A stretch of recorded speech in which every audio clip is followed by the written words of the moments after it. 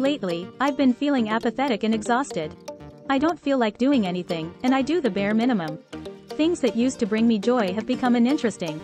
Knowing that I can't stay in this state for long, I started searching for ways to revive my motivation. I came across a very interesting podcast that explained the reasons behind low motivation and drive. The podcast really helped, at least because it sparked my desire to make this video for you. Let's start with the fact that motivation doesn't arise out of nowhere. It is regulated by a neurotransmitter produced in the brain and is part of the reward system. This substance is called dopamine, and it drives a person towards achieving goals. Without dopamine, you would simply lie motionless in bed. Essentially, it helps the body survive and function, much like how some toys work on batteries, humans work on dopamine. The mechanism of dopamine is quite interesting. It has a baseline level and a peak level.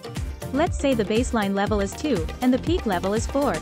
When you indulge in something pleasurable, like eating delicious chocolate or smoking a cigarette, the dopamine level immediately jumps to 4. After a short while, it decreases, and here's the most interesting part. After the dopamine surge, the level doesn't return to the baseline, it drops below 2. The higher the surge, the lower the subsequent drop. I think you understand what I mean if you've ever experienced it yourself. It happens after achieving a major goal, like graduating from school or landing your dream job. Initially, you feel great, but after some time, you sense emptiness, sadness, or even fall into depression. That's the dopamine crash. Once again, there's a baseline level of dopamine in its peak. Let's say you've discovered a new video game and experience a huge surge of dopamine along with the peak. As it decreases, the baseline level of dopamine doesn't return to its initial value, it drops even lower. You feel boredom and fatigue, and you try to reach the same level of pleasure you felt the first time. You play again and again, but you don't get that drive, thereby lowering the baseline of dopamine. This leads to the development of dependence on pleasure, where a person loses the ability to truly enjoy life. They become demotivated and powerless, which can contribute to the development of depression or anxiety disorders. Such dopamine surges deplete the body, leaving it in a depleted state. As you feed it more dopamine fuel, the battery simply stops recharging. The more dopamine, the stronger the depletion. This applies not only to video games but to any activity that stimulates dopamine release: food, social media, cigarettes, sweets, sports, and so on. All of these can hook you on the dopamine needle. The more frequently you engage in a particular activity, the less satisfaction, motivation, and drive you experience. The dopamine battery is one for all activities, it is universal.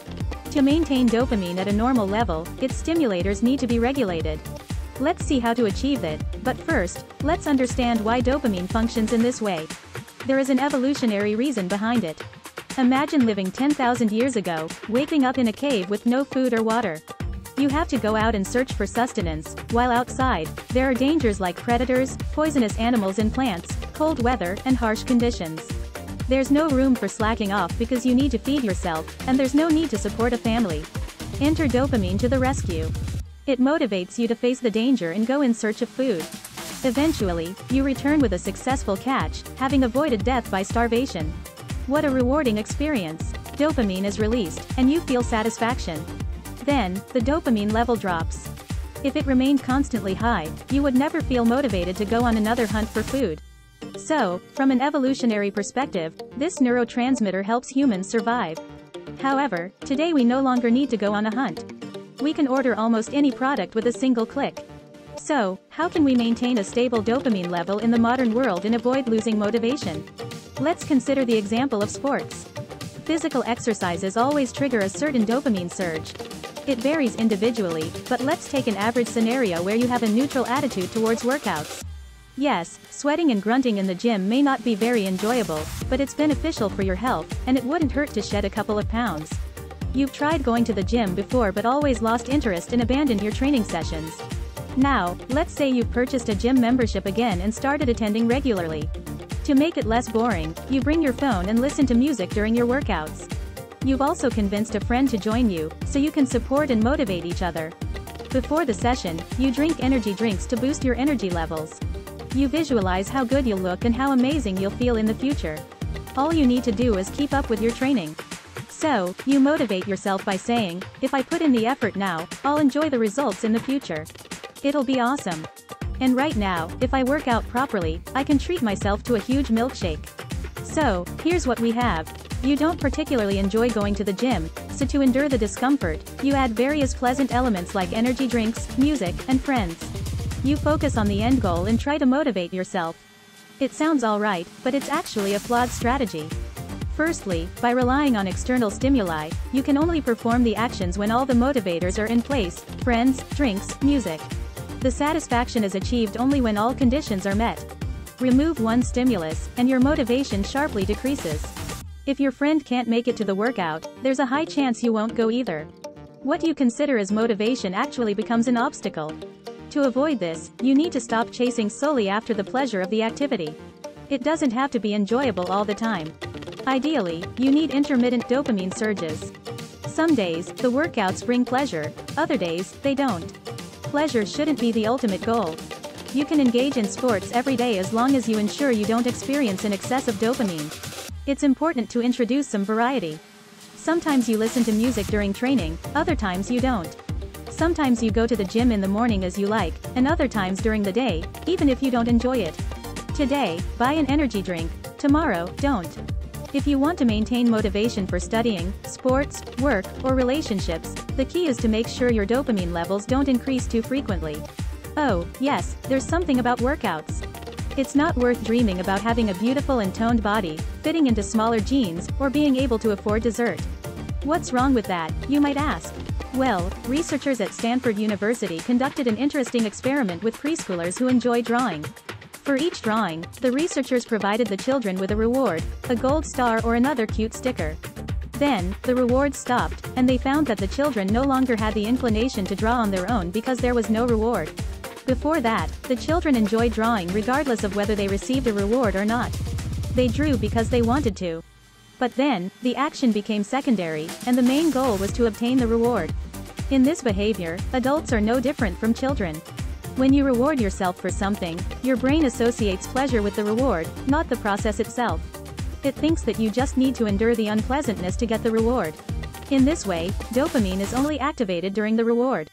You can reprogram your brain and build new neural connections by convincing yourself that the pleasure lies in the effort itself, not the outcome. Yes, the path may be challenging, but the most important thing in achieving a goal is the journey.